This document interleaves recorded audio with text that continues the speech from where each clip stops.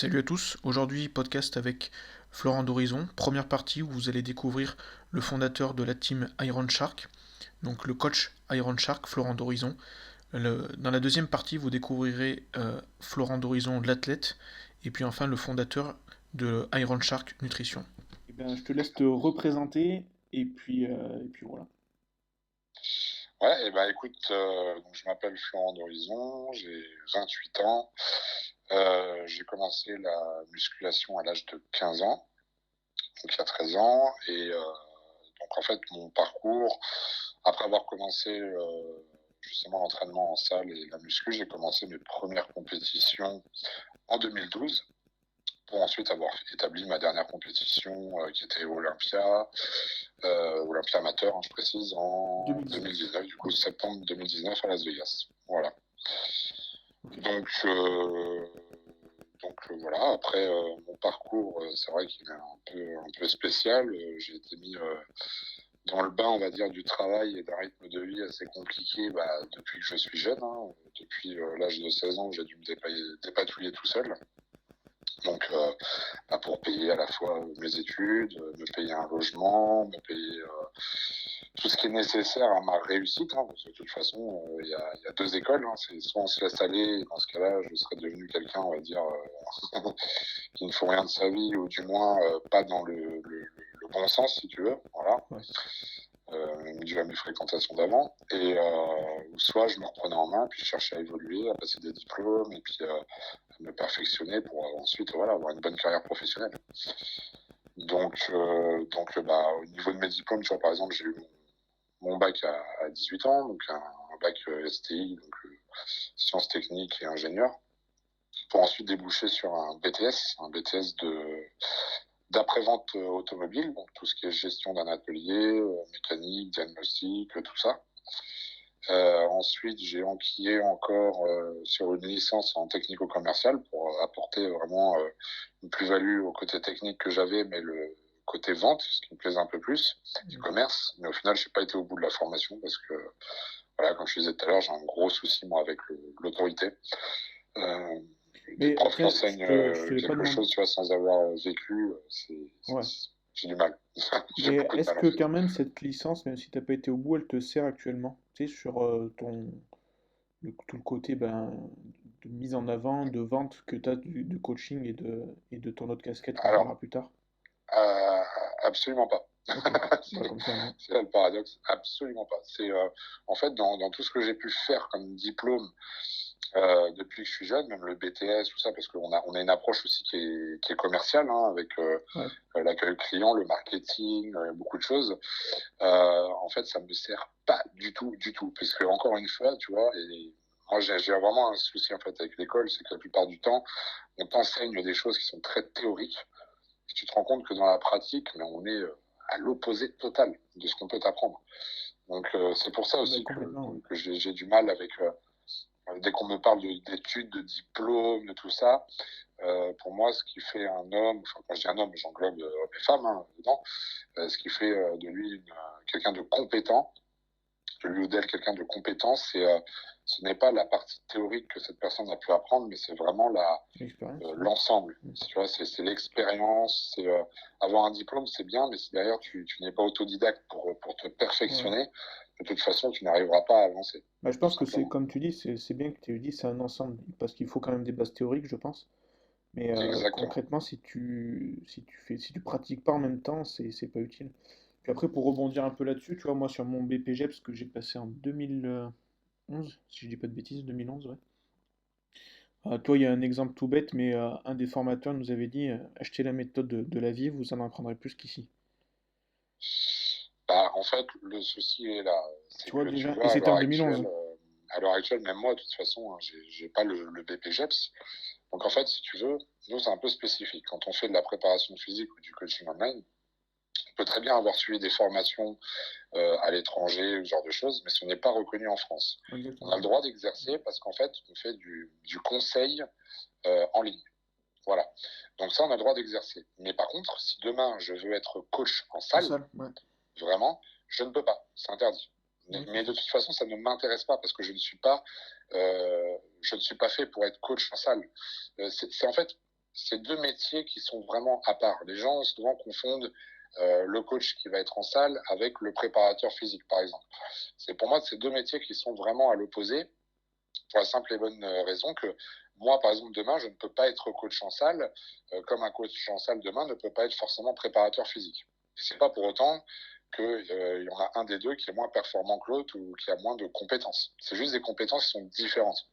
C'est-à-dire que le coach en salle, tu vas quand même accompagner dans la plupart du temps.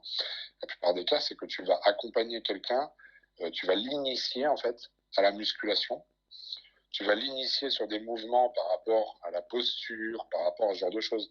Je parle d'un cas général. En général, Non, justement, c'est ça. ceux qui ont des PGEPS, c'est vraiment, quand ils commencent à travailler, en général, ils prennent cette voie-là. Et on va t'apprendre normalement à bien utiliser les appareils, à accompagner les personnes. Tu vois, on est Ouais, c'est ça. dans un but, en fait, on est dans une démarche d'accompagnement au début. Le Disons que, préparateur, lui, va ouais, plutôt chercher déjà quelque chose d'un peu plus performant parce qu'il va toucher à la diététique, à l'entraînement, à tous les paramètres que tu peux avoir autour sur l'état psychologique, physiologique. Il y a beaucoup de trucs à prendre en commun. Une préparation physique, ça englobe en fait beaucoup de domaines. complètement. Donc c'est pour moi deux métiers différents, mais en soi, voilà, le sport reste le même à la base, c'est la muscu ou le fitness, voilà, on peut l'appeler comme on veut. La démarche, elle est un peu différente. Et moi, demain, je me vois pas être juste coach en salle pour accompagner les débutants dans leur posture et tout ça. Je le fais, mais à petite dose, tu vois. C'est-à-dire que je, je, on est, les personnes qui me contactent, si tu veux, ont déjà au minimum 1 ou 2 années de pratique. Ouais. Parce que c'est ce que je conseille d'ailleurs aux gens. Quand tu contactes un coach en ligne, forcément, tu es tout seul après à aller t'entraîner avec à la limite ta feuille de routine pour l'entraînement, comme moi je peux faire à mes élèves. Mais par contre, il n'y a personne pour les guider dans la posture, dans le positionnement, dans tout ça. Donc, ça sert à rien pour moi de prendre un coach en ligne si déjà tu ne sais pas t'entraîner un minimum, si tu n'as pas une exécution des mouvements qui se fait correctement. Après, Voilà, si tu veux espérer. si on veut bien illustrer ça aussi, on peut reprendre l'exemple des champions du bodybuilding actuels et même anciens. En général, ils ont Charles Glass, parce qu'en général, c'est quand même comme ça, qui s'occupe d'eux pour l'entraînement, et puis après, à côté, un préparateur pour le reste, quoi. Exactement. Ça Alors ça, montre par bien un peu contre, tu le... vois, tu soulèves un point, c'est que ça se fait beaucoup aux États-Unis. Ouais, ouais, bah, complètement. C'est-à-dire que c'est quelque chose qui ne se fait pas beaucoup en France, mais qui se fait énormément aux États-Unis, parce qu'aux États-Unis, déjà, Ils ont leur en bureau dans termes la salle, déjà. en termes de suivi, déjà, si tu veux, ils ont un autre budget, les gens. C'est-à-dire qu'ils sont prêts à investir sur un coach en salle qui va les pousser à l'entraînement et de rajouter une certaine somme pour avoir un coach en nutrition et tout le reste en plus. Ouais. Donc, si tu veux, le coût, forcément, il augmente. En France, on pourrait faire ça. On pourrait dissocier. Par exemple, moi, je pourrais très bien préparer les athlètes que sur la partie vraiment diète, tout ça.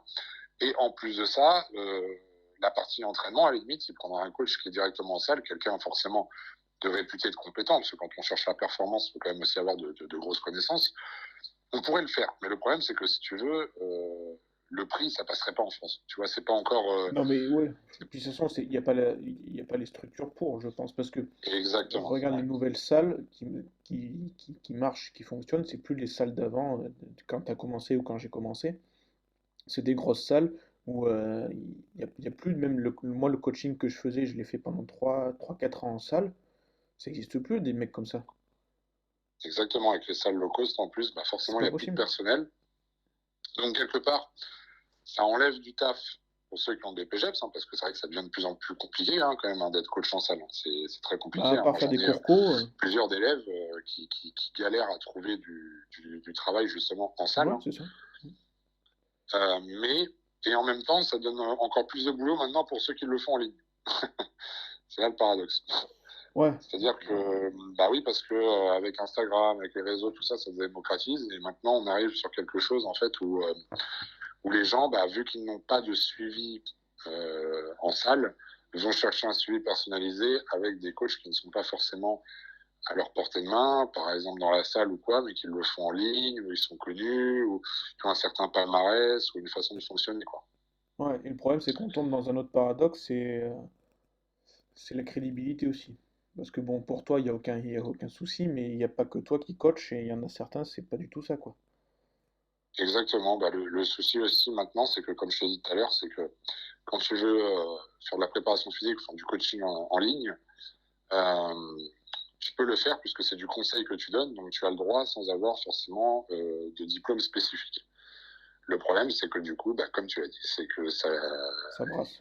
avoir de tout et n'importe quoi. Les gens ne sont pas forcément bien formés, ou alors pensent, comme certains, que juste d'avoir un BPGEPS va leur suffire à préparer, par exemple, des compétiteurs ou ce genre de personnes. Non. Alors que bon, si tu as fait la formation toi-même, tu sais bien que tous ces points-là ne sont quasiment pas abordés. Du moins, c'est très très light. Tu vois. Bah, Mais moi, j'ai eu de la chance de le faire à un endroit où justement, on avait quand même, c'était un passionné de bodybuilding quelque part. Et donc, on avait vraiment même, tu vois, à la fin, on avait même un module où on devait faire un posing, se préparer pour un posing et tout. Donc, j'ai pas été dans la pire des formations, mais je pense que ça a changé depuis 2011. Ça a dû changer. oui, oui, ouais, Et, beaucoup. et puis, oui, voilà, c'est pas.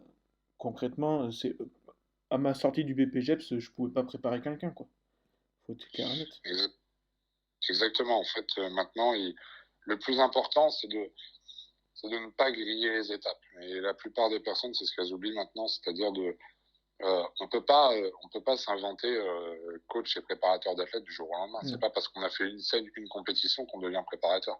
Par contre, si on se laisse le temps de gravir les échelons tranquillement sans se mettre la pression, c'est là où on devient performant. Parce que moi, quand on me demande, ouais, mais comment t'en es arrivé là, et à ton âge, à préparer autant d'athlètes, machin, et puis avec la réputation que tu as maintenant par rapport au coaching. Mais j'ai débuté comme tout le monde, si tu veux, on part tous d'un point zéro. Hein.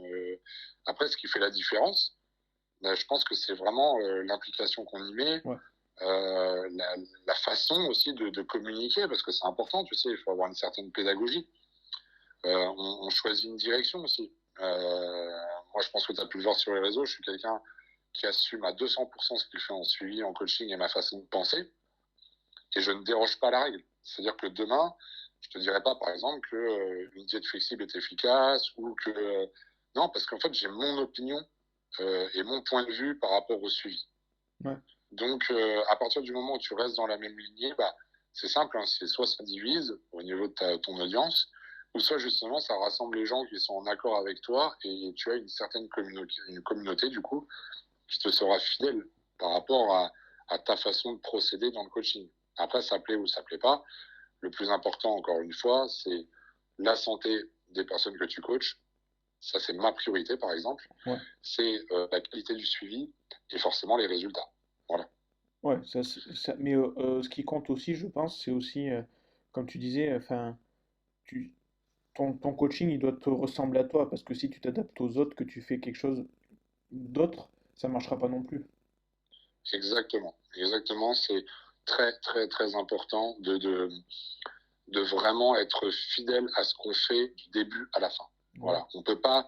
Le problème du coaching maintenant, c'est que beaucoup de coachs en fait essayent de surfer sur plusieurs vagues, tu sais, plusieurs tendances, tu vois. Ouais, Donc il y a trop de tendances, exactement. voilà, là, tiens, il y a telle tendance, je me mets dans le créneau comme ça, genre la clientèle. Et puis après, il y a un creux dans la vague, et puis à la prochaine vague, et ben, je me remets dessus Ouais. et je surfe dessus, et puis je prends tel créneau aussi parce que c'est cool, ça fonctionne bien. Ben non, parce qu'en fait, justement, vous avez euh, tu as un souci qui va se créer dans le coaching, c'est-à-dire que les gens vont te contacter à ce moment-là parce que c'est telle mode, donc tu vas avoir beaucoup de clients, mais après la mode elle va s'effondrer, ta clientèle va s'effondrer avec, tu ne seras plus crédible, tu vas rechanger ta façon de fonctionner, tu vas attirer de nouvelles personnes, mais les personnes qui te suivaient déjà depuis la dernière fois vont se dire, mais attends, qu'est-ce qu'il fait? Lui, il change d'opinion comme de chemise, tu vois, Ouais, c'est du girouette, ça. tout vacille, et au final, si tu veux, sur le long terme, tu te décrédibilises tout seul. C'est-à-dire que les gens ne voudront pas te contacter au final parce que, ouais, mais lui, il est bizarre, il change tout le temps sa manière de faire. C'est ça. Alors, je sais bien qu'il y a une expression qui dit qu'il y a que les cons qui ne changent pas, mais tu peux toujours rester dans ta façon de procéder tout en devenant de plus en plus performant par l'apprentissage, Exactement, ouais. par c'est ce que je fais tous les jours, tu vois. Bah, concrètement, enfin, moi, je sais pas toi, mais j'ai profité de cette période de confinement pour, tu vois, pour prendre des nouveaux bouquins, pour apprendre d'autres choses en plus. Pas changer mon approche, mais apprendre en plus. Mais tu sais, le souci qui se passe en suivi, c'est que, en coaching, c'est que, et en France en général, c'est que je le remarque, les personnes ont du mal à investir pour le développement personnel. Ouais. C'est-à-dire que on a des grosses formations. Et maintenant, c'est très facile de se former aussi. Enfin, je dis pas que de faire une formation, encore une fois, permet de préparer un athlète ou ce genre de choses, mais d'avoir des notions de base, d'avoir des diplômes, on peut le faire maintenant en télétravail. Enfin, tu peux le faire à domicile, Ouais, en visio. en ligne. Et tu peux même, après, te présenter à l'examen, passer des examens et tout, en ayant appris chez toi. Même si tu travailles, tu te donnes 1 heure le soir pour apprendre, et ça tous les jours, tous les jours. Et au bout d'un moment, ça paye. Mais c'est juste que, bah oui, de base, ton diplôme, il va coûter 3 000 euros, ce genre de choses. Mais les gens ne sont pas prêts pour eux, si tu veux. Ce qui est dommage, c'est qu'ils sont prêts à se payer un iPhone à 1 000 euros, mais ils vont pas être prêts à payer 3 000 euros pour une formation. Tu vois? Et le souci vient de là. C'est-à-dire qu'aux États-Unis, par exemple, bah, eux, ils ont plus la logique, en fait, de payer pour s'instruire. C'est ce que j'allais dire, c'est complètement différent. Eux, là-bas, c'est normal, tu vois, mais de base, c'est normal de s'endetter pour étudier, tu vois. Exactement, voilà. Donc, eux, ils s'endettent pour étudier, alors que nous, bah, dès qu'il faut sortir, même l'autre fois, j'avais vu une formation qui était formidable. J'avais conseillé à un de mes élèves qui voulait percer en coaching. Il me dit, ah, mais tu te rends compte, Flo, là, je vois module 1, 2, 3, pour 400 euros. J'ai dit, mais c'est que dalle 400 euros, parce que tu vas payer 400 balles. Mais les connaissances que tu vas avoir derrière vont te permettre, après, avec du travail et de l'expérience, de les mettre en avant. Et tu vas faire plusieurs clients et tes 400 euros, ils seront largement remboursés à l'avenir. Ouais. Et en fait, les gens ne perçoivent pas la chose comme moi je peux la percevoir. Donc, je pense que c'est ce qui peut faire aussi la différence d'évolution, tu sais, dans le temps, je parle, tu vois, parce que finalement, je suis encore jeune, 28 ans. Je pense qu'à l'heure actuelle, je dois être peut-être un des préparateurs physiques dans les plus jeunes, je pense. Par rapport même aux compétiteurs et tout. Bon, il y en a des plus jeunes encore, mais bon, je pense pas qu'ils fassent encore des compétiteurs, ce genre de choses. Mais c'est ça, c'est que moi, je cherche à évoluer vraiment rapidement et puis c'est la passion qui nous tient, tu vois. Quand tu es passionné dans un domaine, tu as forcément envie d'en apprendre toujours plus chaque jour. C'est ça. Après, le danger, ça peut être aussi de tomber sur la mauvaise formation, tu vois. Pour légitimer, moi, les conseils diététiques, j'avais attaqué, ben, comme tu dis, en plus de chez moi, le BTS Diète. J'ai fait la première année, j'ai arrêté parce que concrètement, ben, si on en revient aussi à ce qu'on disait, c'est complètement à l'inverse de ce que moi je conseille. Je peux pas conseiller à des gens de manger de la charcuterie 1 fois par semaine, quoi. Effectivement, en fait, ça dépend le créneau que tu prends. À savoir que la plupart en fait des diplômes que tu as cités, par exemple BTS en diététique ou DUT, enfin c'est la même chose à peu près, c'est qu'en fait la plupart du temps ce sont des formations qui sont financées par de gros groupes industriels. Ouais, c'est ça. Il faut savoir que Danone, tout ça, ont mis un petit peu d'argent aussi là-dedans. Bah, tu donc verras les tableaux, dans les diététiques, on va conseiller aux gens de prendre des produits laitiers. Bah oui, parce que s'ils n'investissent pas dans le vide, ça reste une entreprise, tu vois. Donc il y a des choses, en fait, voilà, comme partout, il y a à prendre et à laisser. L'intérêt principal, on va dire, des diplômes, comme tu as pu le dire, BTS, DUT, tout ça, c'est que ça te permet derrière, par exemple, si tu veux être nutritionniste ou diététicien, d'avoir un diplôme qui te permet d'ouvrir ton cabinet. Voilà, et donc là, ton profession. une fois que tu as le diplôme et ton cabinet, concrètement, si toi, tu as une façon de penser qui diffère, bah, tu peux tout à fait exercer avec ta façon de voir les choses. Personne ne te l'interdit après. Tu vois. Ouais, c'est vrai aussi, ouais. Mais bon, après, tu vois, pour moi, si j'avais été jusqu'au bout, ça aurait pas été cohérent. Donc, Mais voilà, après, le souci, c'est qu'il faut avoir l'intelligence de se dire, bon, moi, je suis pas d'accord et j'ai ma façon de voir les choses. Donc, à la limite, j'ai le diplôme pour avoir le diplôme, pour, aux yeux de la loi, bah, être dans la légalité pour exercer. Mais après, la personne, justement, qui va suivre, entre guillemets, bêtement ses cours, qui va vraiment se fier à ce qu'on lui apprend, mais ce qui est normal en soi, puisque tu payes une formation, c'est pour ça, de base. Mais si tu es formé, c'est pour ça, c'est pour écouter. Et bien là, dans ce cas-là, forcément, ça va être très compliqué. Et ça rejoint ce que je disais tout à l'heure avec mon problème avec l'école. C'est-à-dire que on t'apprend des choses, on essaye de te faire boire certaines choses, alors qu'au final, tu te rends compte à l'extérieur que c'est pas forcément la réalité. Et une fois, j'ai remarqué énormément ça chez les jeunes, une fois qu'ils sont confrontés à la réalité, ils ont du mal à intégrer cette réalité. Ils veulent rester, si tu veux, dans ce qu'ils ont appris dans la partie théorique. Et ils ont du mal à s'en décrocher. Ouais, parce Donc, je que pense que ça quelqu'un rassure demain peut-être. qui est compétent, c'est celui qui arrive à faire le juste milieu entre ce qu'il a appris d'une façon théorique et ce qu'il a appris avec l'expérience, quoi. Ouais. Mais bon, l'expérience, ouais, quand même, est souvent plus révélatrice.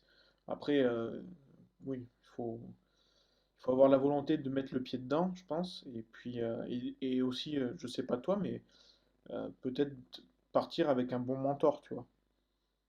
Exactement. Ouais, ça peut être le cas. Hein. De toute façon, bah, comme on a pu le voir, même moi, donc j'ai fait toute ma préparation en junior, j'étais tout seul. Hein. Ok. Donc je me suis préparé tout seul en junior. Donc pendant, j'ai commencé en 2012, Ouais. 2013 j'étais encore en junior, 2014 j'étais encore en junior, et 2015 j'étais encore en junior, mais j'ai pris une année de off pour passer direct en senior. Voilà, c'est ça. Donc, pendant 2 ans, je me suis préparé tout seul sur mes compétitions junior, tout seul. J'ai eu de très très bons résultats. Hein. Ouais. J'avais aussi un physique déjà, voilà. Donc, j'ai réussi à très bien me débrouiller. J'avais déjà acquis certaines connaissances puisque justement j'étais un passionné, donc tout le temps à la recherche d'infos. Et ensuite, je me suis dit bon, voilà, vu que moi mon objectif c'était d'être poids lourd à haut niveau, je me suis dit bon, bah au bout d'un moment, il va peut-être falloir que tu apprennes autre chose et surtout que tu arrêtes de te prendre la tête avec ton physique, mais que tu laisses ça à quelqu'un d'autre. Et jusque-là, par contre, quand tu dis j'apprenais de moi-même, en gros, t'apprenais quoi sur Internet, sur des livres, sur... Ouais, alors moi j'ai beaucoup étudié en fait, c'est toujours ce que j'ai dit, j'ai toujours appris euh, sur des bouquins de médecine. Ouais. Je n'ai jamais appris, si tu veux, sur des magazines, des trucs de muscu, des trucs vraiment, tu sais, spécifiques à la muscu. Ouais, non, mais c'est... Mais j'ai toujours cherché plus loin sur la partie vraiment médicale, tu vois. Donc par exemple, tout ce qui est lié même endocrino, tout Ouais. ce qui est lié à la diététique, tout ça en fait j'ai été le chercher dans des bouquins vraiment de médecine, Ok. hein, pour pousser le vice encore plus loin, tout simplement. Après, si je peux conseiller vraiment, tu vois, un bouquin comme tu l'as dit tout à l'heure, hein, de Lavier, ça reste un très très bon bouquin, franchement. Hein, pour Ouais, la bah, c'est sûr. musculation, c'est très très bon. Le Après, il n'y a livre est pas, très bien fait, donc pour les débutants, c'est vraiment bien. y a pas cette approche que toi tu proposes de préparation physique, quoi. Donc, Non, non, bien sûr, il n'y a pas il y a pas ça, mais pour vraiment déjà apprendre les bases, hein, on va dire, sur l'entraînement, tout ouais, ça. pour débuter en Après, salle, après, voilà, après, pour la préparation physique, c'est autre chose. C'est-à-dire que, en fait, je peux très bien avoir un coach, un mentor, un préparateur de base, mais moi, même quand j'étais avec Julien, si tu veux, il ne m'apprend pas comment il fait. Il me donne le programme et j'applique, tu vois.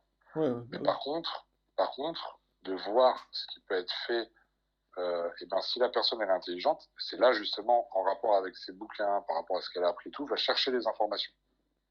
Tiens, par exemple, pourquoi ça à tel endroit, et on recherche nous-mêmes et on Mais se rend compte de certaines choses. c'est le rôle du Et mentor, hein, après, c'est pas de donner tout cuit, quoi. De toute bah, façon, tu le payes en pas fait, tu le payes pas pour te former non plus, quand, quoi. quand tu payes un préparateur, de toute façon, tu ne payes pas une formation. Voilà. Hein. Tu payes quelqu'un qui va t'amener à un résultat.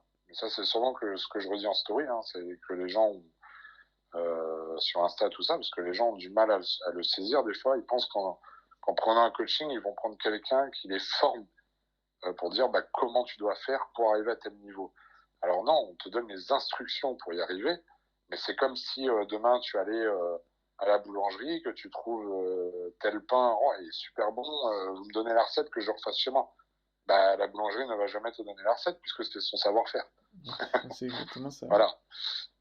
Donc, donc au final, ça te permet d'avoir d'autres préparateurs. Bon, déjà, moi, c'était vraiment dans un pur but de performance, en fait, par rapport à la compétition. Ouais.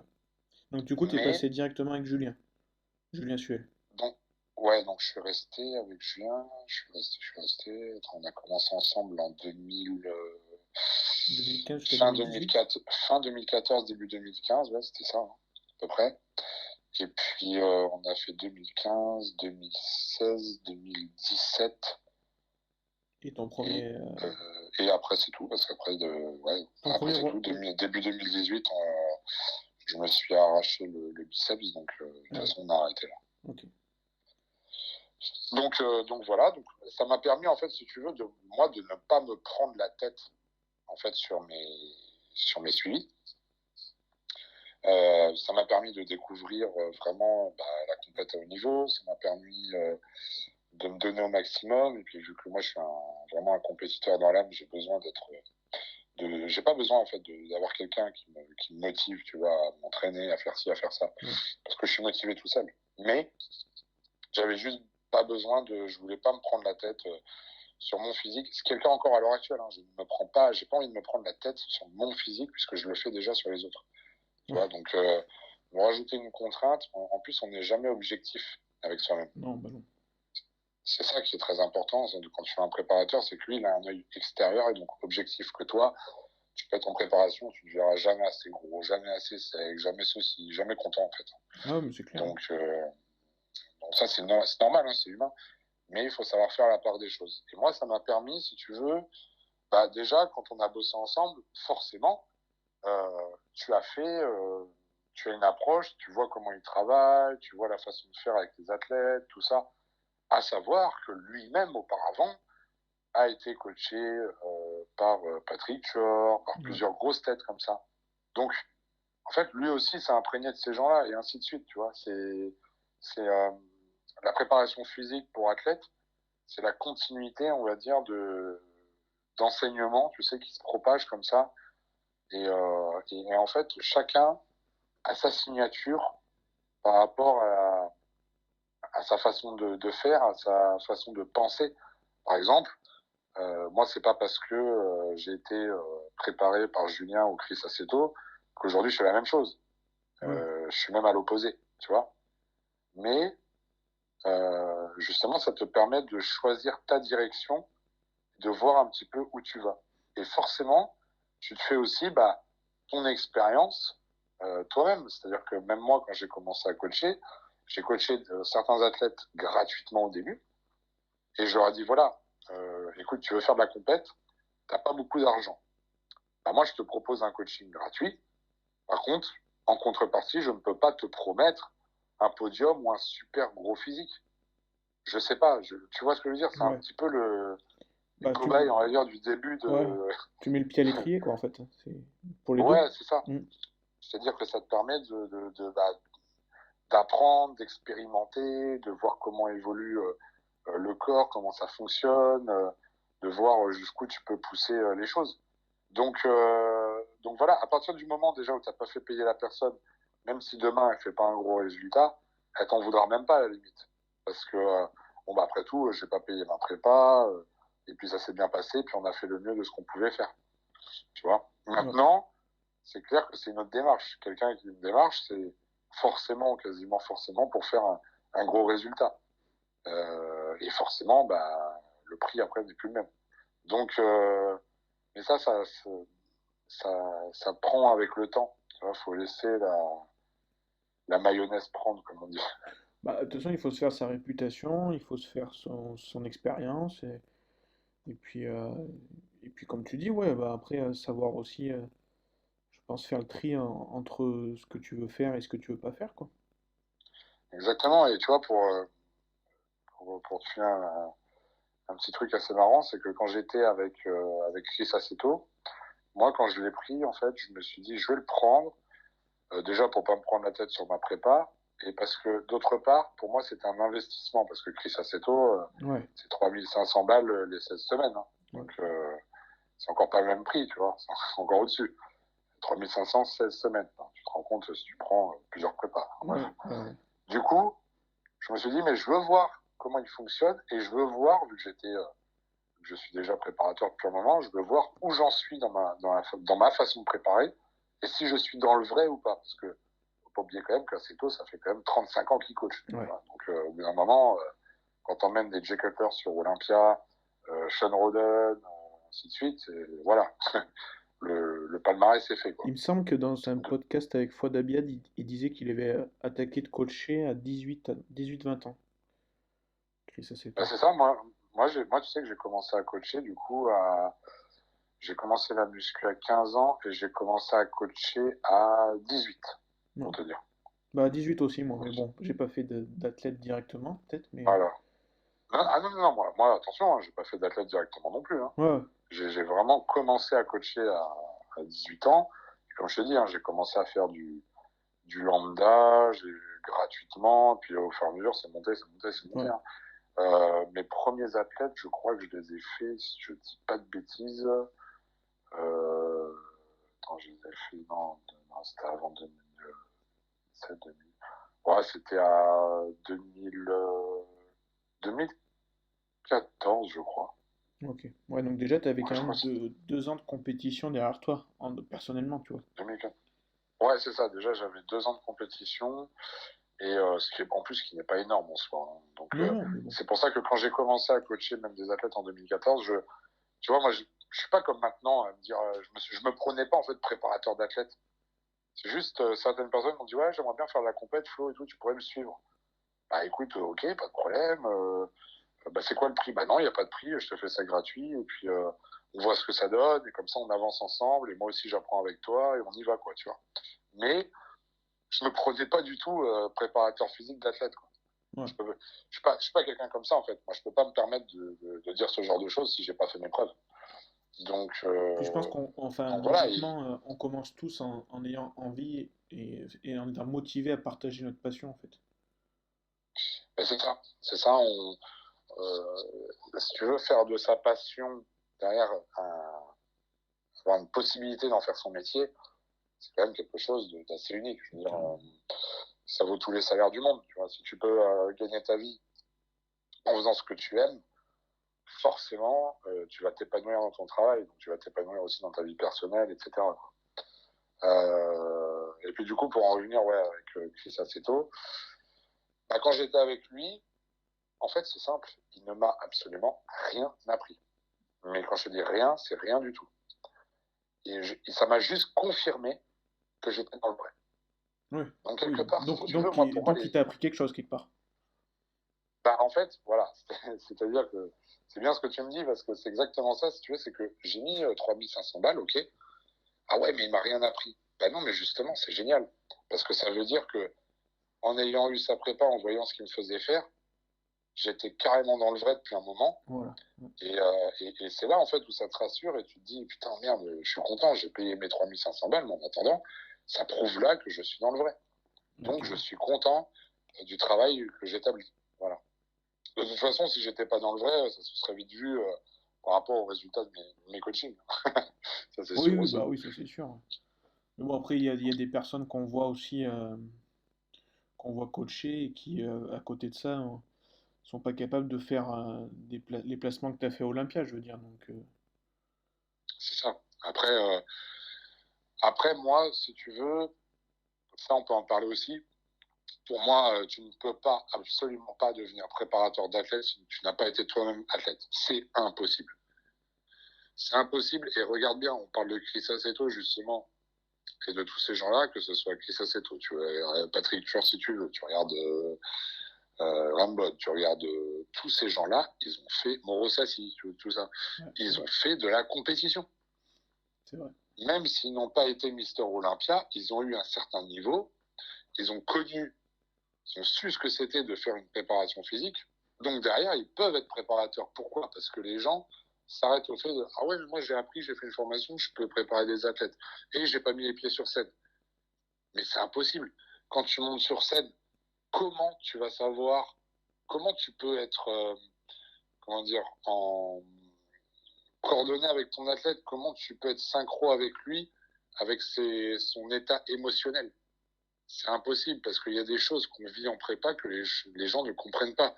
Quand tu es bas en glucides, quand tu fais plusieurs entraînements, enfin, des fois 2 par jour, quand tu as un rythme de vie élevé, la fatigue, les humeurs, ce que tu peux ressentir, le fait de ne jamais te trouver bien, ce genre de choses. Tu vois, c'est hyper important en fait. Si t'as pas été athlète, comment veux-tu, toi, derrière, arriver à guider tes athlètes Ouais, dans le bon chemin? tu peux pas comprendre.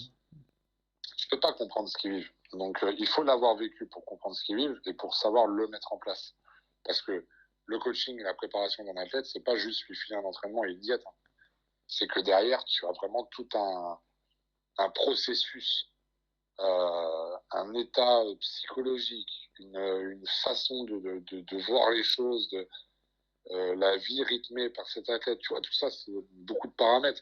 Et encore une fois, hein, je te parle même de prépa toute simple, on va dire, de prépa encore avec des athlètes qui sont natifs. Alors, si carrément tu prends des athlètes qui ne le sont pas, c'est encore pire, tu vois, c'est encore un autre délire, hein, avec l'état émotionnel et tout, tu pars loin, quoi. Donc, comment tu veux gérer ces choses-là, c'est pas possible. Ouais. Si tu n'as pas été athlète toi-même. Du coup, pour reparler d'un petit peu de tes coachs que tu as eus, c'est quoi les grosses différences ou les points que tu as pu remarquer entre Julien et Chris Aceto, du coup? Bah écoute, Julien est un ami de longue date maintenant. Donc, dans son approche, franchement, j'ai vécu de très belles années avec lui. C'est quelqu'un, en fait, tu sais, si tu veux, qui peut d'ailleurs paraître des fois un peu froid avec certaines personnes, ce genre de choses, ce qu'on peut entendre. Alors qu'au final, bon, en fait, non, c'est tout l'inverse. C'est juste que c'est quelqu'un qui met, il est comme moi, il met beaucoup de cœur dans ce qu'il fait, tu vois. Ouais. Et il a pu être déçu par le passé par certaines actions de certains de ses athlètes. Il a beaucoup pris à cœur. Donc c'est pour ça que maintenant, on va dire qu'il prend un peu ses distances. Mais en soi, si tu veux, le suivi, donc d'une part, bah, forcément sur toute la préparation en elle-même, bah, vu les résultats qu'on a fait, le niveau qu'on a eu, c'est clair que la préparation a été très bonne. Ouais. Euh, Après, au-delà de ça, tu sais, je suis quelqu'un qui est quand même très facile à préparer. Alors pourquoi je dis ça? C'est pas du tout pour me vanter et dire oh moi c'est facile. Non, non, j'ai plein de points faibles et tout ça. Et je serai jamais professionnel bodybuilder en poids lourd. Donc je connais mes points faibles. Mais ce que je veux dire dans facile à préparer, c'est que tu me files une diète, je la suis au gramme près. Un training, je le fais jusqu'au bout et je m'arrache. Tu vois ce que je veux dire? Je suis hyper carré dans ce que je fais. Ouais. Et en plus de ça, quand j'ai commencé la muscu, je me suis développé assez rapidement. J'ai facilement pris de la masse musculaire, tout ça. Donc, forcément, derrière, il n'y a pas à dire, il y a certaines génétiques qui sont faites pour ça ou non, tu vois. Donc, à partir du moment où tu sens que tu as le potentiel de te développer, ça va forcément être plus facile à préparer que quelqu'un qui n'a pas forcément le potentiel de base et la génétique pour. Elle rentre quand même en compte, hein, cette génétique, hein. Même si on peut toujours progresser, bah, tu vas pas changer l'insertion des muscles, tu vas pas changer ces choses-là. Donc voilà, la ligne en général est compliquée tout de même à changer. Après, la différence, Aceto était quand même très présent, hein. Tu sais, je faisais un bilan tous les 2 jours maximum. Moi, c'est ce que je fais avec mes athlètes. Moi, en préparation, c'est tous les jours ou tous les 2 jours grand max. Donc, tu vois, c'est très présent. Lui, c'est ce qu'il faisait aussi. Par contre, c'était une approche beaucoup plus enfin pas à l'arrache, mais quelque chose qui aurait pu perturber, on va dire. Il paraît que c'est Ouais. très simpliste, ouais, ce qu'il fait, ce qu'il envoie. Tu as dit quoi? Il paraît que c'est très simpliste ce qu'il envoie. Il t'envoie juste un mail, apparemment. C'est exactement ça. Il n'y a pas des En beaux fait, panneaux, il n'y a pas de tout ça, quoi. Non, il n'y a pas de blabla, hein. C'est voilà, lui, il est là pour te préparer physiquement. Alors là, tu sens vraiment qu'il a son rôle de préparateur. Point. C'est-à-dire que il te demande les bilans, donc tu vas faire les photos, machin par mail, tu lui envoies. Il te prend la diète, il te l'envoie, boum. Et puis en fait, pour tout te dire, moi, pour Olympia en 2019 là, en fait, j'ai eu que 3 diètes sur la totalité de ma prépa. C'est-à-dire qu'en gros, j'avais une diète qui était super haute en calories, avec burger et tout, hein, la totale, tu vois. J'avais une diète qui était moyenne, mais sans conneries, tu vois, vraiment un peu plus haute en glucides, et une diète qui était très basse. Bah, c'est simple, c'est quand je faisais des bilans, ils me disaient, ouais, tu fais telle diète, par exemple basse, pendant 2 jours.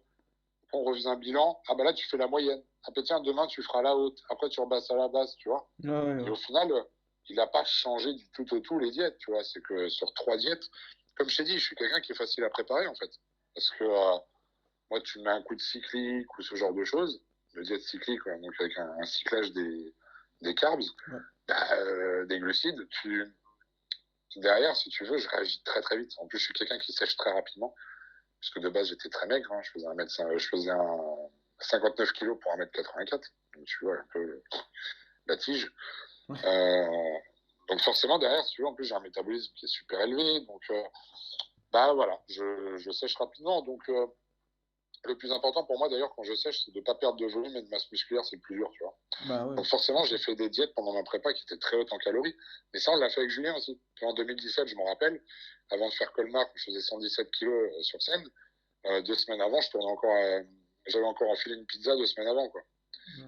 Ouais. Mais attention, tu vois, c'est pas parce que moi je l'ai vécu que je fais faire la même chose. Loin de là, parce que dire, ouais, j'ai bouffé, je suis le premier, t'as vu, en plus, à prôner la nourriture de qualité, de pas faire d'écart, d'être dans le droit chemin, de manger beaucoup de calories, mais des calories saines, tu vois. Ouais. Et ça, moi, j'étais obligé de le faire parce que, en fait, dis-toi que, ce que comprennent pas les gens, je mangeais déjà, par exemple, en préparation pour Colmar et tout en poids lourd, je mangeais déjà 9 repas par jour, composés chacun de quasiment grand minimum 400 grammes de riz cuit, quoi. Ok. Tu Et vois ça, ce que c'est je veux dire? quand t'es. Donc la quantité pour l'estomac, elle est déjà Ouais, énorme. c'est énorme. Franchement, c'est énorme. Donc, et malgré ça, j'arrivais à sécher et perdre du poids. Ouais, donc là, le Donc, métabolisme, ça va. Toi, t'as pas trop de soucis, quoi. ben voilà, donc du coup, si tu veux, on était obligé même de mettre des trucs de merde du T'es style obligé? Bah pizza, oui, burger, ce que tu veux, pour monter les calories. On t'es était obligé. Ouais. obligé. T'as pas d'autre solution. Et c'est pas le mieux à faire. C'est juste que pour mon cas, on n'avait pas le choix. Non, il y Par a des contre, c'est pas métabolismes, ouais, t'as pas le ce que choix. je conseille de faire aux gens. Et regarde, assez tôt, il a remarqué le truc parce que j'avais des burgers tous les 4 jours. Ok. Tu vois, parce qu'il a vu que bah, non, c'était pas possible de faire autrement, quoi. Fallait augmenter Après, tu vois, pour les gens la qui machine à suivent, turbine, quoi. pour les gens qui suivent assez tôt, et comme tu dis, il le fait pas pour tous, hein, ça. C'est Non, pas, non, non, non, non. c'est pas tout le monde qui est comme Regan Grimes qui a son muffin pump. Je crois que c'est Cisternino, il a pas trop de, par exemple, il a pas trop de burgers et tout, lui, tu vois. Non, puis regarde, hein, notre Français, Walid, quand il Ouais, était à Olympia, Walid, qui était suivi par Chris Aceto, je peux ouais, te dire que lui, il avait une diète hyper serrée, pas de carbs, et puis encore moins des burgers. ouais. Et Donc, ben, et c'est propre à chacun. tu reprends le plateau pro, tu prends cet animal, lui. D'ailleurs, il y a Chris Bumstead dans sa dernière vidéo sur YouTube qui s'en plaint entre guillemets en disant, je crois que c'était la veille ou le jour même d'Olympia, ils font un shooting avec Trifecta. Et cet animal est en train de se gaver entre guillemets de muffins. Et Chris Bumstead, lui, bah, lui, il était encore à épinard et je crois que c'était bœuf ou je sais plus quoi, quoi. Lui, il avait pas de carbs, quoi. C'est ça. Donc, c'est C'est propre à chacun. Et je propre crois à que même que chacun. Stan, cette année, je crois qu'il a été encore plus haut en carbs, en burger et compagnie, quoi. Déjà, il le faisait la première année, mais je crois que là, ça a été encore pire, Ouais, hein, ouais, de je ce crois qu'on a bien vu. que son deuxième Olympia en classique ouais, a été un peu plus haut. C'est ça. Et ça, c'est propre à chacun, tu vois. En fait, les gens se disent, ouais, mais en fait, ils se font plaisir, ils rattrapent ça avec des produits, des machins, t'entends tout un tas de conneries. En fait, non, c'est vraiment propre à chacun. Quand tu arrives déjà à manger des grosses quantités de riz et compagnie, et que tu arrives encore à sécher, et que tu crames encore des calories, au bout d'un moment, l'estomac, il reste humain, tu vois. Le but, c'est pas non plus de se dilater l'estomac Bah, oui. et le ventre.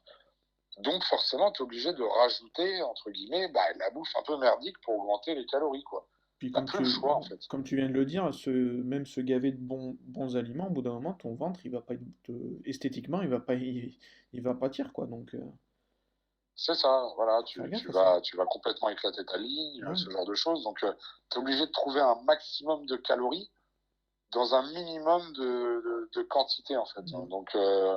Donc c'est très compliqué, quoi. C'est très compliqué. Alors, maintenant, justement, ce qui est génial, c'est ce que utilisent beaucoup les Américains aussi, bah, c'est la fameuse crème de riz, tu vois. Ça, par exemple, Ouais. tu peux envoyer plein de glucides avec pas beaucoup de quantité, par exemple, de nourriture, en restant sur quelque chose, une source saine, tu vois.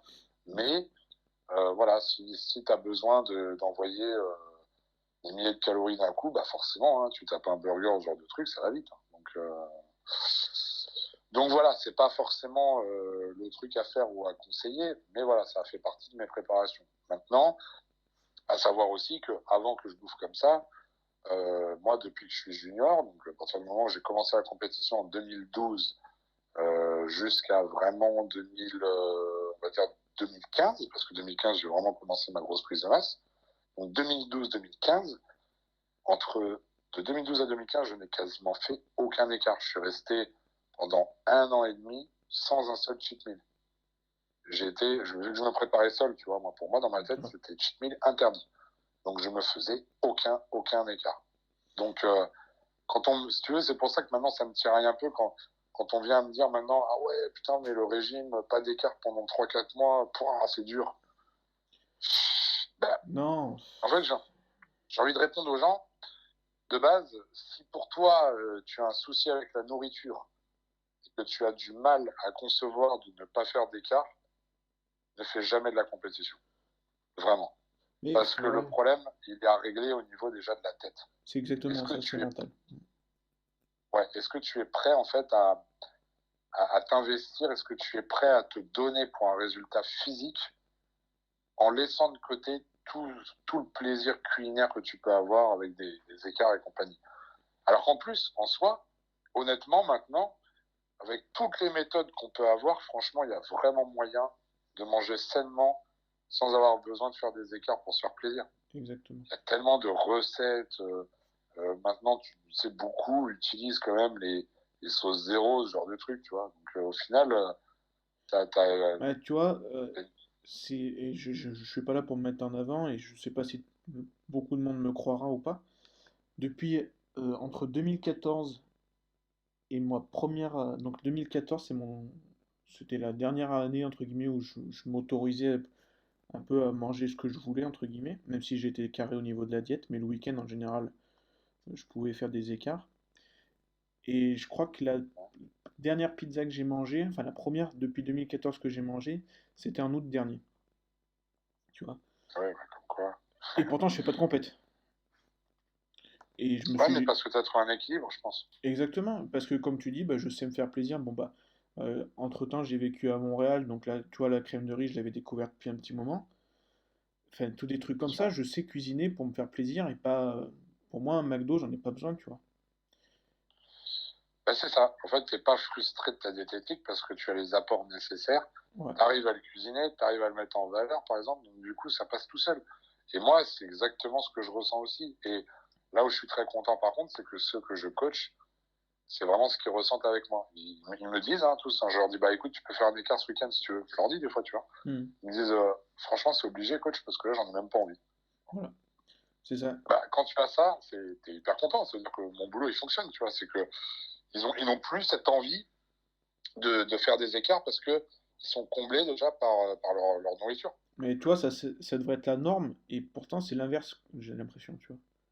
C'est bah voilà, bah tu sais, c'est c'est ce que j'ai dit dernièrement dans plusieurs stories, tout ça, c'est que en fait maintenant la tendance s'inverse, on veut tout rendre facile. Ouais. Je ne comprends pas ce qui se passe maintenant dans le fitness. Je l'appelle le fitness 2.0, tu sais.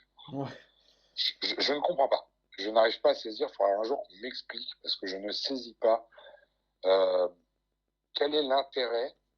En fait, concrètement, quel est l'intérêt de mentir aux gens à dire que la compète, ça sera facile, ou le culturisme, la muscu, ou la remise en forme, le fitness, tout ce que tu veux, ça sera facile d'avoir des résultats parce que tu n'as pas besoin de te mettre au régime, tu n'as pas besoin de faire de cardio, et tu n'as pas besoin de te donner trop à la salle. Ouais. Mais ça commence Mais, par là, mais ouais, c'est. Enfin, je sais pas, au début, quand j'ai commencé, j'avais 15-16 ans, 15 ans. Bon, les notions diététiques, je les avais pas, mais putain, à l'entraînement, j'essayais de battre mes records chaque séance. Enfin, je sais pas, je me donnais, quoi. J'ai plus l'impression de voir ça. ben, c'est ça, en fait. Même moi, quand je m'entraîne encore, j'ai toujours envie de, même si, bon, les objectifs ont changé. Maintenant, soulever lourd pour soulever lourd, ça m'intéresse plus, parce que Ouais, j'ai moi non déjà plus. fait, puis voilà. Mais on est Mais passé par la case, j'ai quoi. besoin de, voilà, et puis j'ai besoin de me donner, même si je vais pas mettre super lourd, par exemple. C'est relatif, hein. Quand je dis je mets pas super lourd, je mets quand même lourd pour quelqu'un de lambda, on va dire. Ouais, Mais j'ai besoin, si tu veux, de cette dépense énergétique, de cette congestion, de cette connexion que j'ai avec mon corps, Ces choses-là, j'en ai besoin maintenant. Non, on est rentré dans la fainéantise. Je fais 2 exos terminés. Je vais bouffer McDo derrière et puis je fais pas de cardio et j'espère maigrir comme ça. Bah non, ça fonctionne pas en fait. Ça n'a jamais fonctionné. Pourquoi ça fonctionnerait maintenant? Alors, ça fonctionne maintenant. Pourquoi? Parce que c'est juste en fait des pseudo-théories sorties par des influenceurs et ce que tu veux pour vendre des programmes et pour attirer de la clientèle. Mais en soi, c'est juste pour attirer, mais ça ne fonctionne pas. Ce qui fonctionne, c'est juste l'aspect marketing pour attirer les clients, mais ce qui ne fonctionne pas, c'est vraiment on va dire le coaching en lui-même. Il n'y a pas de résultat. En fait, ils ont dû se baser un petit peu sur c'est ce qu'on nous avait montré sur les chiffres de la clientèle en salle. C'est qu'en gros, tu avais à peine 25% qui étaient fidèles, on va dire, et le reste, c'était que des gens qui tournaient. Et les influenceurs, c'était de ça leur base, et c'est sûrement ça d'ailleurs. C'est qu'ils ont une petite base de personnes qui les suivent tout le temps, et puis ils ont des gens qui viennent continuellement, tu vois. Et ils sont attirés par le physique, notamment ou par les cheat meals qui promettent. Et puis bon, quand ils voient que de toute façon ça donne pas de résultat, ben ils s'en vont. C'est exactement ça. C'est exactement ça. Il y a un gros turnover. Et, euh, et ce qui est marrant, hein, c'est que tu as sorti le chiffre 25%. Et moi, j'ai remarqué que de toute façon, dans les personnes qui prennent un coach, il y a à peu près 20% de réussite. Quel que soit le niveau du préparateur. Tu vois ce que je veux dire? Ouais. C'est-à-dire que, bon, il y en a qui ont carrément 0% de réussite, mais ça, c'est compliqué pour eux. Mais tu prennes même le meilleur préparateur au monde ou n'importe qui, c'est qu'il y a toujours 20% de réussite. C'est une stat qui ressort à chaque fois. Ouais. 20% vont aller au bout avec un résultat physique, et tu as 80% la plupart du temps à les mecs qui vont peut-être suivre les 2-3 premiers mois, mais qui finissent par abandonner, lâcher l'affaire, ou ce genre de choses. Et ça, tu peux rien. Ce genre de personnes, en plus, les fameux 80% dont on parle, ce sont les 80% qui vont être avec moi aujourd'hui, demain avec un autre, après-demain avec encore un autre, et en Ouais. fait, ils font la tournée comme ça, tu vois. Parce qu'ils ont toujours l'impression que c'est la technique du coach qui n'est pas bonne. Ouais, c'est En ça. fait, le Ouais. problème vient d'eux, directement. Tu vois. La faute est rejetée toujours, et c'est plus facile de toute façon. Voilà, en fait, le problème vient d'eux intérieurement parce ils ne sont pas en phase Mm. avec eux-mêmes. Donc, forcément, ils n'arrivent pas au bout des suivis en incriminant le coach parce que, s'ils sont avec moi, ah ouais, mais moi je fais faire du cardio, il n'y a pas d'écart, du moins très rarement. Ah ouais, mais l'autre c'est une diète flexible, c'est cool. Ouais, mais c'est une diète flexible, mais je sais pas, il a mal fait son truc parce que ça marche pas sur moi, donc je vais encore avec un autre. Et ainsi de suite, et ainsi de suite, et ainsi de suite. En fait, non, t'apprends après que c'est juste les personnes qui ne se sont pas mises dedans à 200% déjà en ne respectant pas la diète comme il le faut. Ouais. Et en plus de ça, l'entraînement, ça se donne pas du tout. Donc, comme je dis, les résultats ne sont pas miracles. Voilà. Ouais, je vais pas trop t'embêter parce que ça fait déjà quasiment 1 heure qu'on est sur ça. Si tu veux, par contre, Ouais, ouais. toi, à faire un épisode vraiment sur ton approche du coaching, parce que j'ai l'impression qu'on fonctionne pas trop mal pareil. Ça serait, enfin, si tu veux, pourquoi pas sur la diète Bah écoute, cyclique, tout ça. mon approche, en fait, elle est très simplifiée, hein. Comme je dis toujours, le secret, c'est qu'il n'y a pas de secret. C'est capable, ça. Ouais, mais tu vois, regarde, Voilà. si t'écoutes je sais pas si t'as écouté le dernier podcast de Patrick Tuor, franchement, c'est une mine d'or, hein. Pour les gens qui veulent pas payer une préparation, il en explique quand même beaucoup. Donc si D'accord. tu veux, Non, j'ai pas eu le temps, tu vois, avec le boulot, là. ouais, ouais, bah, écoute, en tout cas, voilà, si tu veux parler plus en profondeur de ta méthode, ça serait peut-être cool. Et puis sinon, bah, pour clôturer peut-être ce chapitre sur ton coaching, déjà, est-ce qu'il faut absolument être athlète pour te contacter, pour être coaché? Et puis après, j'ai vu quand même, et on a vu surtout, que tu as autant de filles que de garçons, quasiment, je pense. Et Ouais, puis c'est ça. la dernière question, ça sera quel est ton meilleur souvenir peut-être en tant que préparateur? D'accord. Alors, bah écoute, déjà, je vais commencer par ma façon de procéder. Ma façon de voir les choses, elle est très simple, si tu veux. C'est ce qu'il y a tout le temps, c'est tout le temps ce qui m'a guidé dans ma vie, c'est-à-dire qu'on ne peut pas avoir de résultats sans travail. La base de mon coaching, elle est fondée là-dessus. Tu ne peux pas obtenir quelque chose si tu n'as pas travaillé pour l'avoir. Et ça, c'est dans tous les domaines. Et je le répète tout le temps, tout le temps, tout le temps. Pourquoi? Parce que si tu veux avoir un résultat sans te mettre, j'allais dire à la rue, mais c'est pas la rue, si tu veux, mais c'est de suivre précisément ta diététique, de te donner à l'entraînement, comme on vient de le dire, bah, c'est pas possible d'avoir de résultats. Alors moi, ce que j'entreprends en fait avec tous ceux que j'en suis, et même sans parler des athlètes, c'est de base déjà de s'épanouir dans ce qu'on fait, de prendre le temps de s'épanouir dans forcément l'exercice physique, mais dans la diététique aussi. C'est-à-dire que le but déjà, c'est qu'on ait un métabolisme qui soit le plus élevé possible. Malheureusement, c'est que les gens veulent aussi aller trop vite. Trop de résultats en trop peu de temps. Donc, ça peut bloquer certaines fonctionnalités. Ouais. On se retrouve à l'heure actuelle avec énormément de cas qui ont des métabolismes complètement à la ramasse, super bas, crachés, bloqués, ça n'existe pas. Hein. Je l'avais dit sur Instagram, ça n'existe pas. Ça peut toujours se relancer, mais du moins des métabolismes très bas. Ouais, moi, et en fait, ce que je dis craché, ouais. Parce les gens, ouais, exactement. Les gens, en fait, en France, j'ai remarqué, ont très très peur des glucides. Je ne sais pas pourquoi. Ouais, c'était la mode. Et là existe un paradoxe aussi, hein, c'est qu'ils ont peur des glucides, donc ils vont avoir peur du riz, des pâtes et tout ça, mais ça va pas les déranger d'aller taper un McDo le week-end. Tu vas comprendre la logique, tu vois.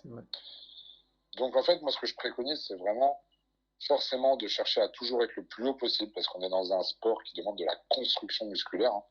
Même quand on perd du poids, on tend à conserver sa masse musculaire ou à la construire. Donc on a besoin d'un apport calorique en conséquence. Et tant qu'on arrive à bouger vraiment ce métabolisme, à l'augmenter, forcément les portions de glucides, de lipides, tout peut augmenter. Et derrière, c'est là que ça devient intéressant, c'est-à-dire qu'on arrive à la fois à perdre du poids, à sécher, sans être frustré sur la diététique. Donc c'est une approche finalement qui fonctionne, mais qui fonctionne sur le long terme. Et le problème, c'est que la plupart des gens veulent faire très rapide. Tu vois, moi, des fois, on me contacte pour avoir 3 mois en suivi pour... bon, même si je le fais pas, tu vois, le minimum que je fais, c'est 3 mois pour une approche. Ouais. Mais quand je mets des photos d'avant-après, c'est je te prends 3 mois de suivi parce que je vais être comme l'évolution que tu as montrée, tu sais, de tel ou tel athlète. Ouais. Non, c'est pas possible parce que ça, c'est la partie finale, en fait. C'est la sèche. Mais avant, il y a peut-être eu 2 ans de construction, en fait. Tu vois. Et souvent, les gens en coaching ont du mal avec ça parce que on regarde toujours la partie visible de l'iceberg, mais jamais en dessous. Et c'est là que se cache vraiment tout le travail de fond.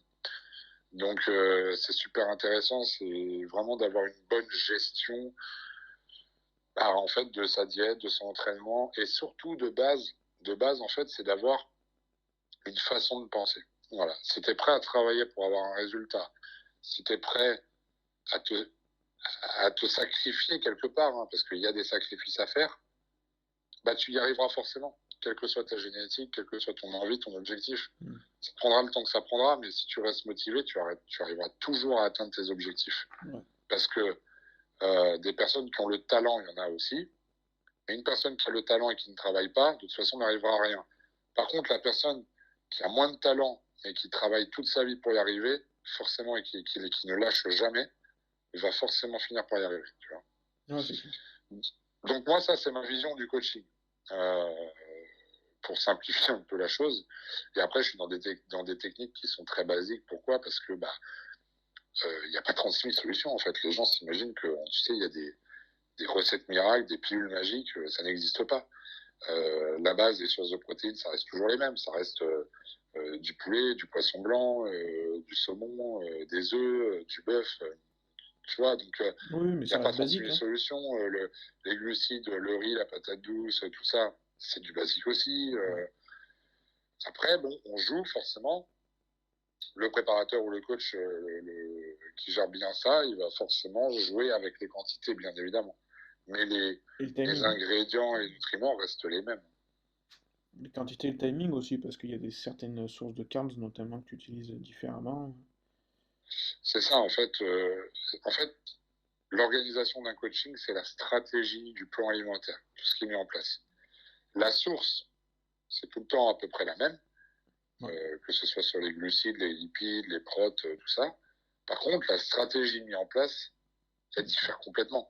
Selon le poids, selon ta corpulence, selon tout. Ouais, ça a coupé. Allô. Ouais, c'est bon. Ça a coupé, je sais pas pourquoi. D'accord. Ouais, donc je disais, à prendre en compte selon ton poids, ta corpulence, ta taille, ton âge, ton ethnie. euh, donc tu vois, il y a beaucoup de paramètres à prendre en compte pour faire un plan vraiment adapté de qualité. Ouais, et ça, c'est le rôle du préparateur ou du coach. Et puis après, pareil, encore une fois, l'entraînement qui diffère oui. Ouais, ouais. selon si tu es grand, petit, machin, tes insertions, ce genre de choses. Mais là encore, tu peux avoir Après, plusieurs oui, je approches t'écoute. aussi. L'approche un peu heavy duty ou au volume, quoi. Après, ça dépend quand même des préparateurs, de ce qu'ils aiment en général, mais bon. C'est ça. Après, moi, dans ma façon de faire, dans ma façon de procéder, même vis-à-vis des entraînements, je reste sur quelque chose de basique aussi. Pourquoi? Parce que le basique a toujours fait ses preuves. Ouais. On est sur... on ne peut pas construire du muscle, par exemple, en étant léger. Tu vois. Ça, c'est quelque chose... tu sais, on peut parler, par exemple, même des techniques à Francis Benfato. Ouais, mais il prend pas lourd et puis il s'entraîne, il fait du volume musculaire, oui. Mais bon, tu n'as peut-être pas non plus la préparation de Francis, tu Hmm. vois. Ouais. Et puis son approche, peut-être qu'à un moment dans sa vie, forcément, il a fait du lourd. Il a construit une base. Et après, cette base-là, elle se conserve tout de même un minimum. On ne perd pas du jour au lendemain, surtout quand on l'entretient, même avec des charges plus légères. Ouais, Donc, c'est ça. il faut aller rechercher des techniques.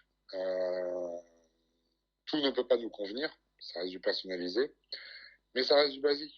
Quand tu restes, tu vois, moi, je vais te dire une chose, ça fait 3 ans que j'ai pas modifié mon entraînement.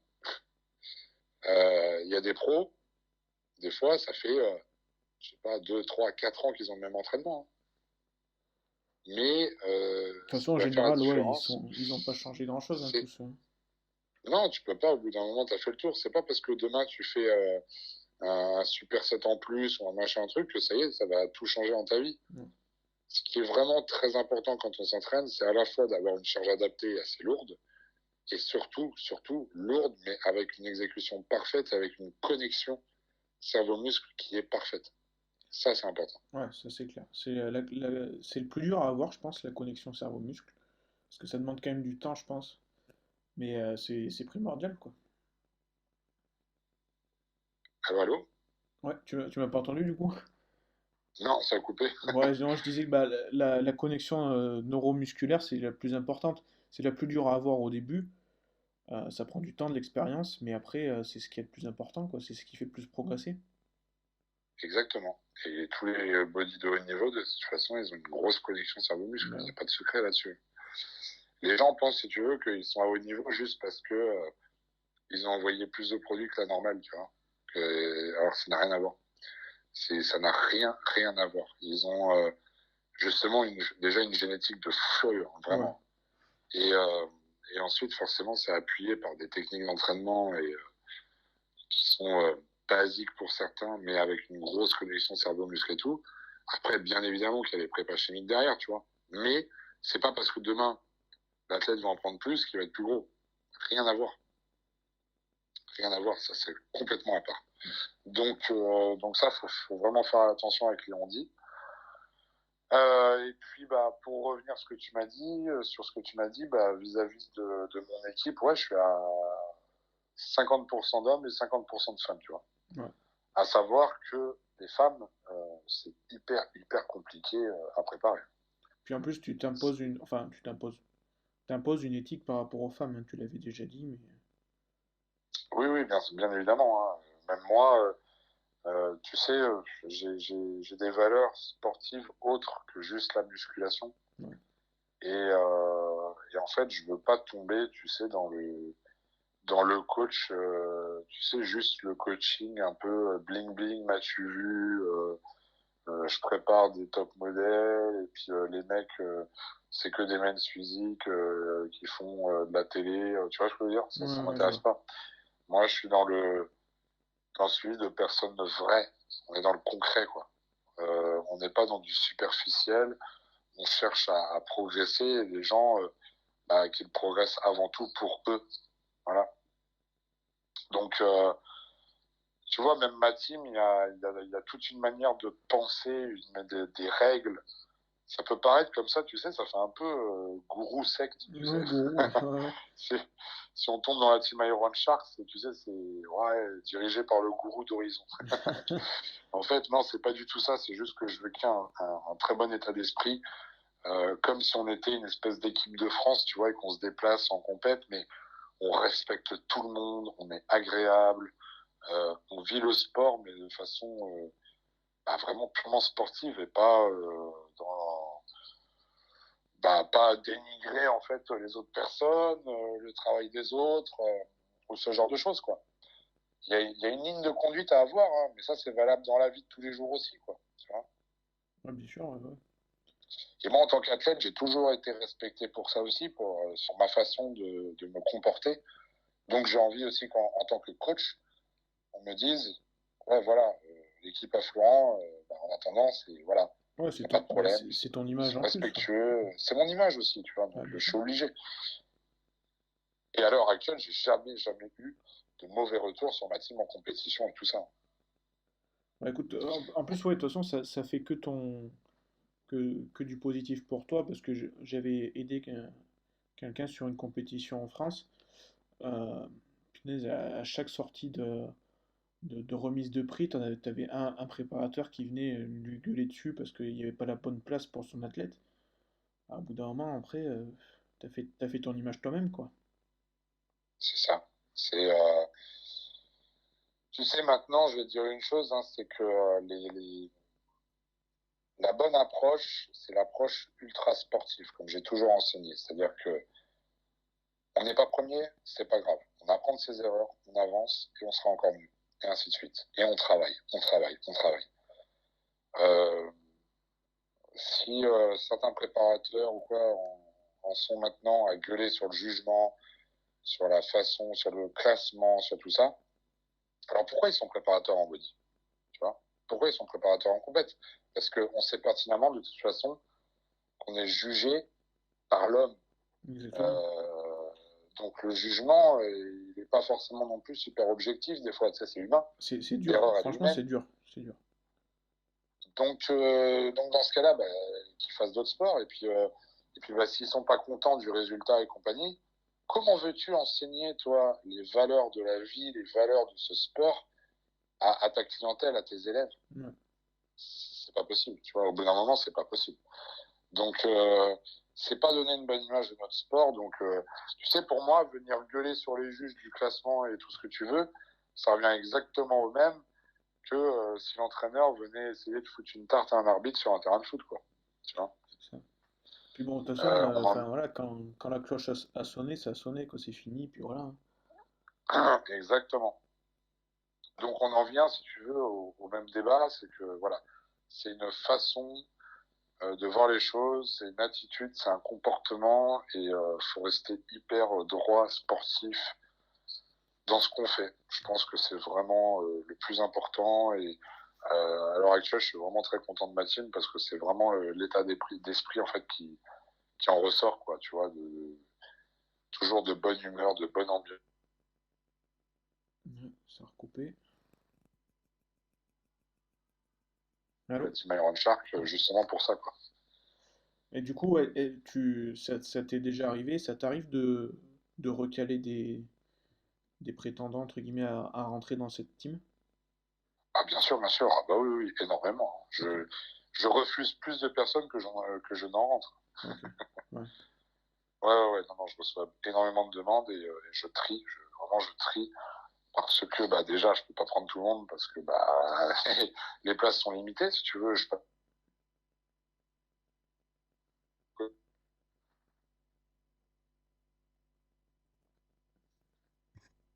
Allô?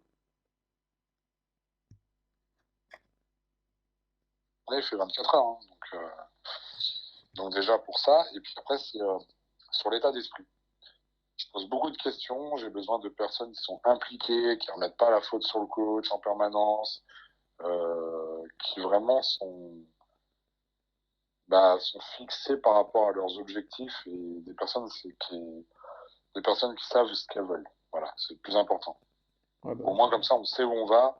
Et parce que moi, vu que je m'implique tellement, j'ai envie de m'impliquer, mais avec des personnes qui se sentent concernées et qui ont conscience que je peux leur apporter beaucoup de choses si elles m'écoutent et qu'il y a une vraie communication entre les deux parties.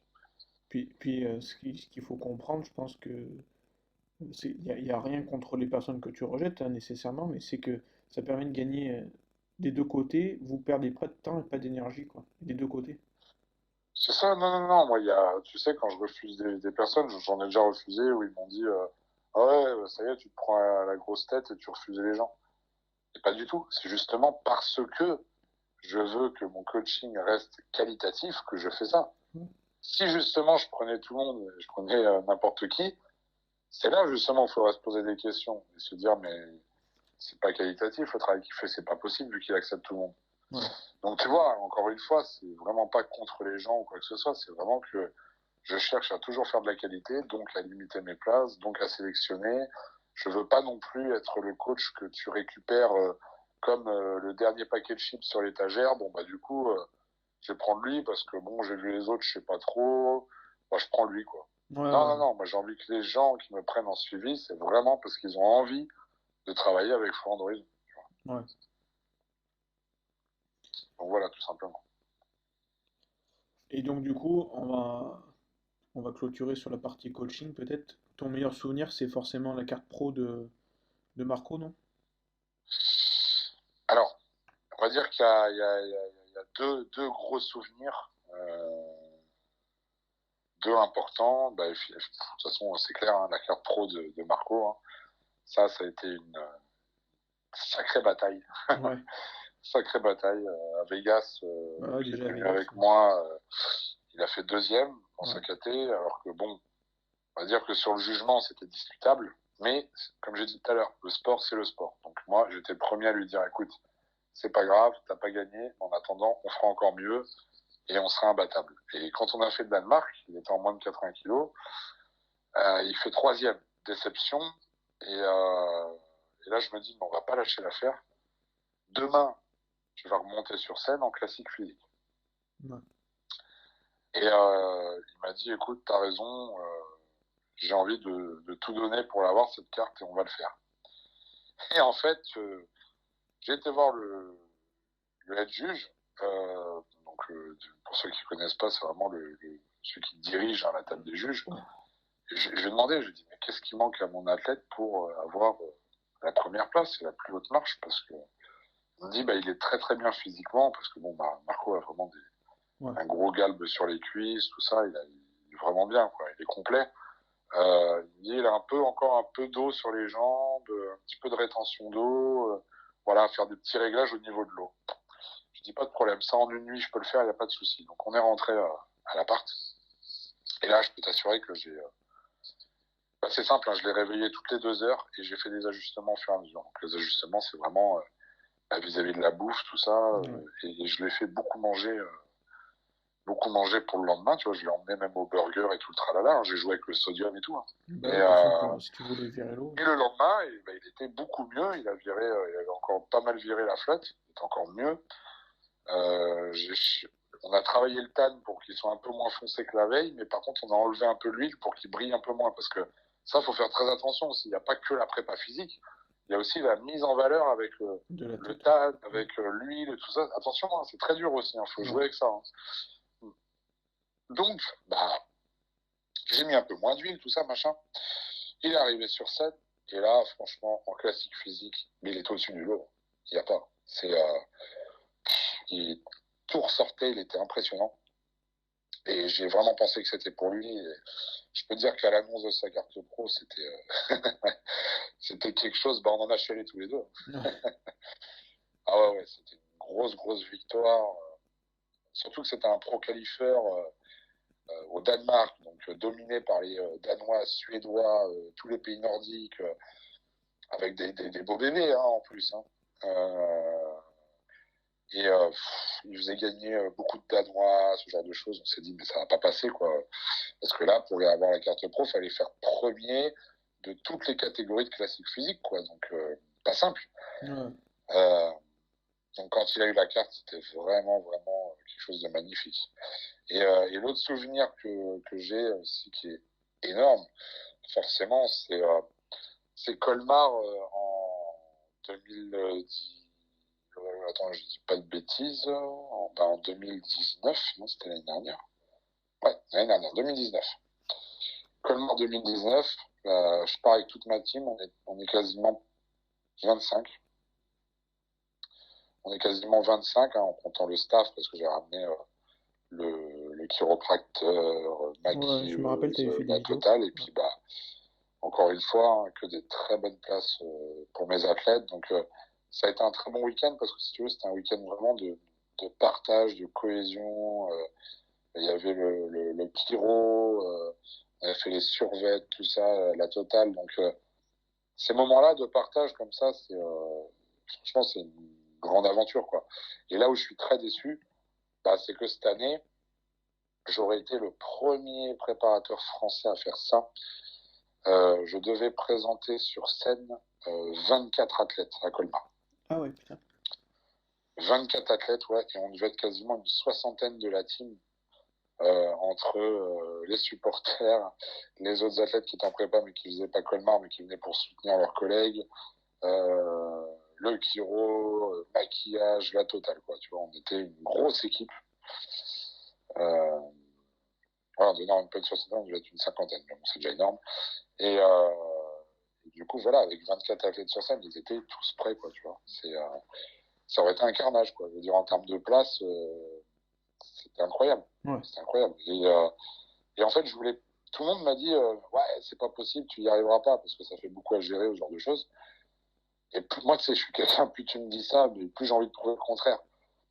Et je t'assure que je dormais 3-4 heures par nuit et je travaillais tout le reste du temps hein, pour être au taquet. J'étais vraiment au taquet. Donc quand l'annonce est arrivée qu'il n'y avait pas Colmar, ça m'a... Ouais. Il y a un petit coup Grosse derrière la claque. tête. Ouais. Grosse claque, déjà pour mes athlètes. Mais le pire dans tout ça, le plus dur, c'est que moi, il a fallu que je garde la tête haute, que je montre qu'on est plus fort que ça, alors qu'intérieurement, j'étais aussi un peu détruit par cette annonce, parce que j'avais prévu tellement de choses et ça aurait été tellement quelque chose de beau de voir tous ces athlètes prêts à faire des résultats, tous ensemble, ces moments de partage, qu'il a fallu que je sois encore plus fort qu'eux, quoi. Tout simplement. Bah oui, parce que Mais, tu dois supporter, comme tu dis, 24 personnes du coup là. Enfin, 25 oui, oui, avec oui, toi et même. puis Donc, dans des catégories différentes en ouais. plus. Hein. Donc, j'avais bikini master, j'avais du classique physique,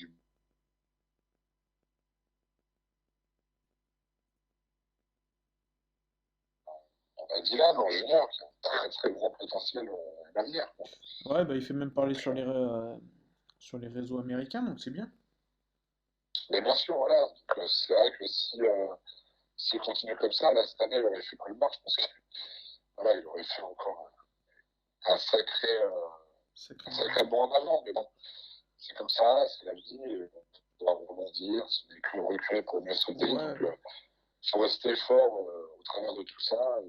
Et voilà pourquoi. Voilà pourquoi ça reste de bons souvenirs. Voilà pourquoi c'est un petit peu ma déception de cette année. Mais voilà, pourquoi pas essayer ça plus tard. bah écoute, ouais, il n'y a pas de raison. Exactement. T'es un homme de challenge, comme tu dis, donc je me fais pas trop de Oh soucis oui, là-dessus. oui, oui. Et par contre, avec Marco, du coup, il n'y a pas de compète cette année ou... Non, cette année, non, parce que si tu veux, on devait en faire pour choper la qualif Olympia, mais avec tout ce qui se passe avec Ouais, le corona, tout ça, on a mis en stand-by parce on veut surtout pas se lancer en prépa pour ne pas pouvoir voyager ou aller à la compète. ouais. Hors de question. Donc, à la limite, on s'est dit 2020, c'est mort, on va continuer à progresser. Là, il a fait un gros off avec vraiment bien se mettre au repos, nettoyer, tout préparer pour la suite. Et ensuite, on rattaquera prépa vraiment pour la compète. Je pense qu'il retournera sur les planches, je pense, avril 2021. Ok. Peut-être un peu avant, on verra. Mais en tout cas, ce qui est sûr, c'est qu'il va falloir qu'on prenne l'avion en direction des États-Unis, quoi. Ouais, ouais. Ouais, mais ça, c'est une bonne chose, ça. Ouais, Bon, ouais, ouais, là, c'est vrai qu'avec, on peut pas trop programmer, cela dit non plus, donc exactement. un peu dur.